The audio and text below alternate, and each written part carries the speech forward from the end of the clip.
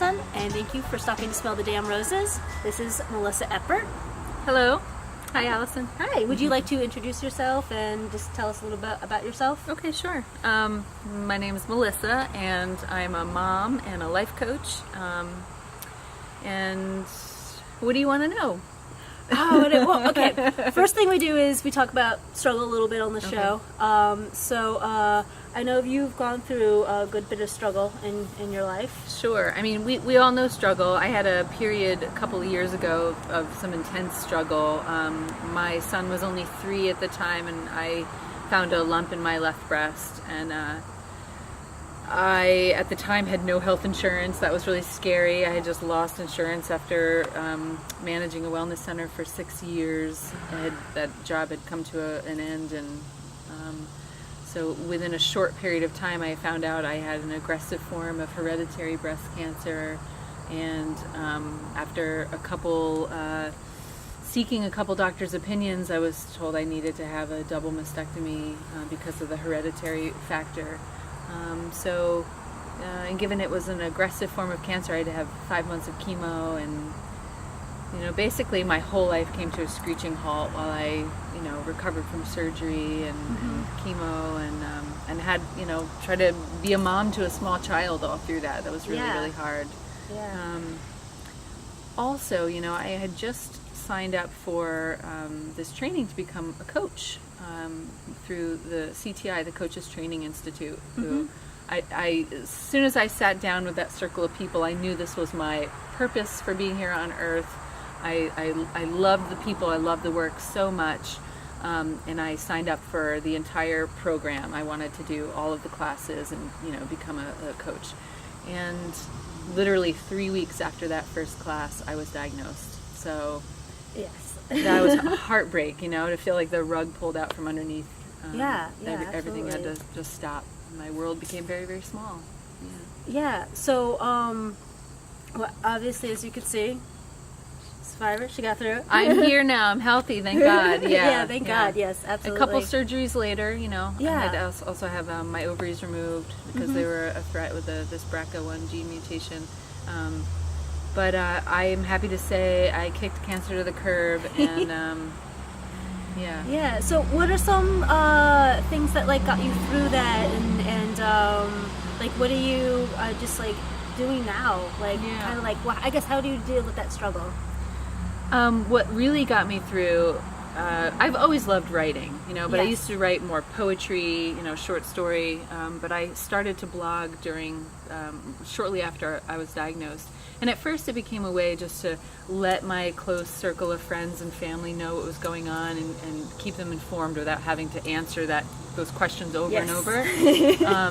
But very quickly realized that was my way of coping, my way of processing, and a way of healing. Yeah. So I started sharing my blog publicly and allowed other people to kind of view, and that was a new thing for me, to be vulnerable and that public with what was happening to me personally. But I found out that was a way to help me feel connected to my community. Yes. And I was getting messages back from people reading my blog, people who had no idea, never experienced cancer directly themselves, just how much of an impact it was having on their lives, not taking relationships for granted, not taking their own health for granted, and also giving people permission to be vulnerable themselves with what was really happening in their lives. Yeah, absolutely. Yeah. Do you want to share the name of your blog? Sure. It's melissashealinghope.com is my blog. And I'll put a link down for you. All right, too. thank you. Thank you. And as soon as I could, when I got through chemotherapy, 3 months after I went back and resumed my coach training. Yeah. And that was really hard, schlepping myself into the city at chemo brain. It kicked my but may I say that on here? Yeah, I have a nice bleeping system now. Okay. Yeah. Feel free. Okay, thank you. It was the hardest thing that I did. Am I capable of doing this? Do I still want this? But I needed to move forward in my life and kind of reclaim my dreams and my purpose, and get back out there and not feel like just a victim of circumstance. That I still have this dream of doing this work and helping other people, and So I got back on the horse and I did it. And the more effort I put in, the stronger I became too. Like the more I pushed myself. I even last year signed up for the Avon 39, and I raised money for people going through breast cancer, and just training for that. Every step, every mile, like I put in training, it just made me stronger and healthier and more vital, and I could feel my energy coming back. So lovely. Yeah. Do you want to talk more about the life coaching? Sure. So I finished the training in the fall of 2015, and I launched MelissaEppardCoaching.com. I was working with a lot of diverse clients at first, and then I got really clear on like who it is I'm called to serve. I mean, my passion is for coaching people into becoming the best version of themselves. Yeah. And in that, I love working with parents because I'm a parent too. I know what the struggles are, and in the coaching, I really help them find ways to reduce stress in their lives and to reconnect with their creativity and their joy. Giving them permission to seek out, what is it that I want? Who am I now? It's just so meaningful to see those dots connect for people, and to be like, oh, I need to make space for that in my life.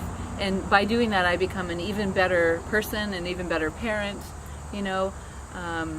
So that's one group, so parents. The other is I support men and women who've had their lives impacted by serious health issues.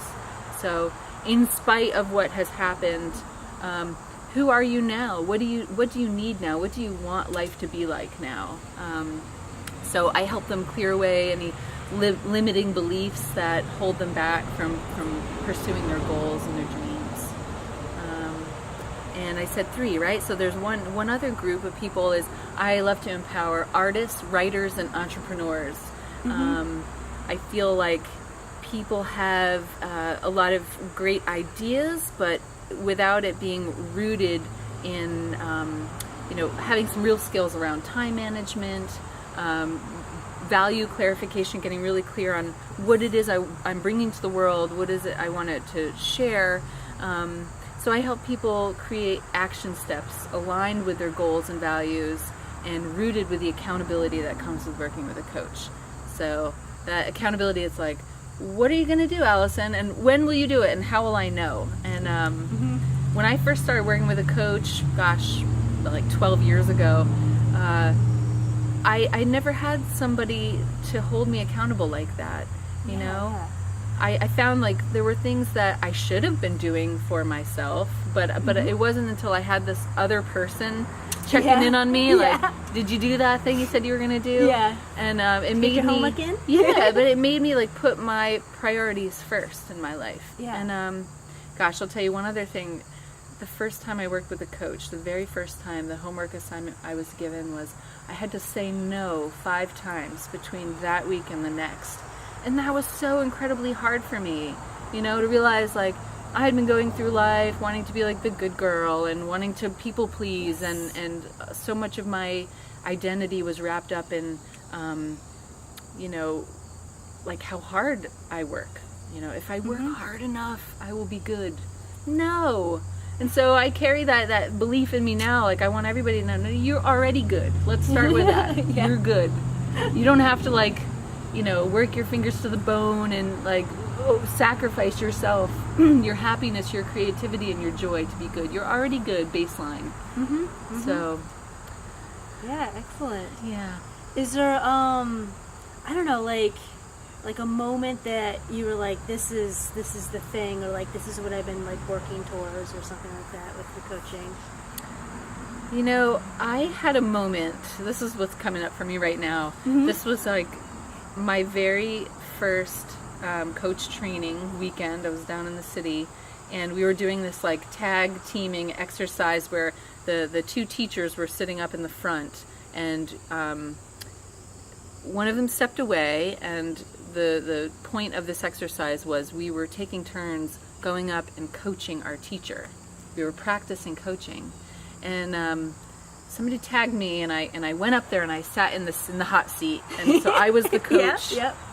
Coaching my mentor, my teacher, and I asked this question. It was a really powerful question, and it landed on her. And I can't, remember the topic exactly, but just to see her, see how it landed, and to see her think, and to go inside and be like, wow, that really, really made an impact on her. As a student, as a new student in coaching, like that, I could have that impact on somebody. That for me, it was like, that's the magic of coaching, that I can evoke transformation in someone's life with just a question. Yeah, that's with just my beautiful. presence, just holding space like that. Yeah, oh, that's great. Yeah. Is there anything else you want to share about coaching? I recommend coaching for everyone, and it's different than therapy. I have clients that are working with a therapist and a coach. They can work together wonderfully. But it's not therapy. And I recommend anybody who wants to work with a coach that they should reach out to this person. They should have a conversation and see if you're a fit. Don't just blindly hire a coach. You want to have, do we resonate? Do we have a good vibe with each other? And ask some questions like, how can you help me? What can I expect from you? Yes, absolutely. So if people want to connect with me and see if we resonate, you can go to melissaeppardcoaching.com. My last name is Eppard, and my contact info is there, and people can either email me or call me. And if you're a parent, if you've got some serious health issues or have in the past, or even moderate health issues, or if you're an entrepreneur or an artist or a writer, and you want some help actualizing your vision, your dream, then I am here for you. Yay! Cool. Well, I like to end the show with, is there anything else that you want to share? Very soon I will have some workshops and events that I will be promoting, and I have a blog on my coaching website as well. So if you want tips and tools and strategies for stress management, time management, sign up, and I would love to connect. Sounds great. Well, thank you so much for joining us. Thank you, Allison. And this has been fun. Bye. Thank you. If I work hard enough, I will be good. No. And so I carry that belief in me now. I want everybody to know, no, you're already good. Let's start with that. You're good. You don't have to work your fingers to the bone and sacrifice yourself, your happiness, your creativity, and your joy to be good. You're already good, baseline.